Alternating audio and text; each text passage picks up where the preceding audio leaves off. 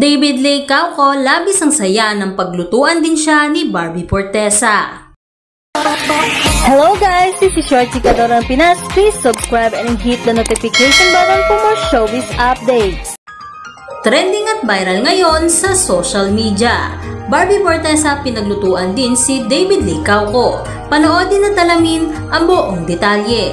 Ngunit bago tayo magpatuloy, nais ko lamang ibahagi sa inyo ang mga komento ng masusugid na taga-subaybay at tagahanga ni David Lay Cauco at Barbie Fortesa. From Marilu Flores, wow, na-invite ni David si Barbie sa kanilang bahay. I'm so happy for them. Love mo talaga si Barbie. Stay strong and good health. Forever until the end. Love ko kayo. From Olive Duropandillas, talagang mababait pati magulang ni David kasi binigyang pansin si Barbie Fortesa. And from Petronillas, Salvador, nagpapasalamat ang Bardapan sa mami ni David sa respeto at kabaitan na ipinapakita kay Barbie.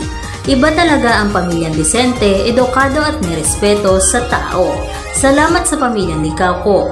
Napaka-disente ng Lay Cauco family. Gwapo at maganda ang kanyang magulang. Napakabait pala ng mami ni David, sana makilala rin nila ang magulang ni Barbie.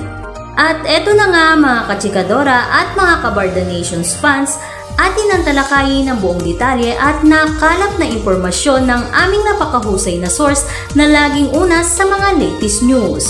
Matatandaan nga natin na pinaglutuan ni David Lay Cauco si Barbie Fortesa ng Korean food. At ito nga ay labis na ikinatuwa ng aktres.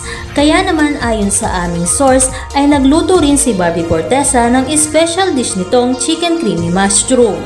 At ito nga ay ipinatikim kay David Lay Cauco.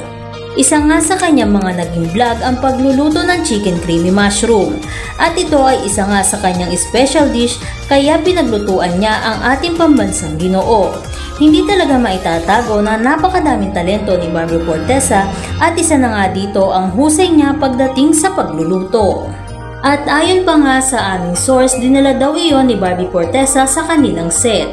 Labis daw umano ang kasiyahan ni David dahil lahat ng ginagawa niya ay sinusuklian ni Barbie Fortesa.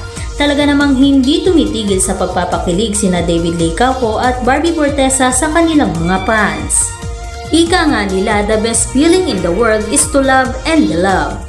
Sigurado akong marami na namang matutuwa at kikiligin kina David Lay Cauco at Barbie Fortesa o mas kilala sa Tambalang Barda. Kaya naman maghintay at magabang na lamang tayo sa mga susunod pa nilang update. And that's it for today mga kachikadora. Don't forget to like, comment and share. Maraming salamat at mabuhay po tayong lahat.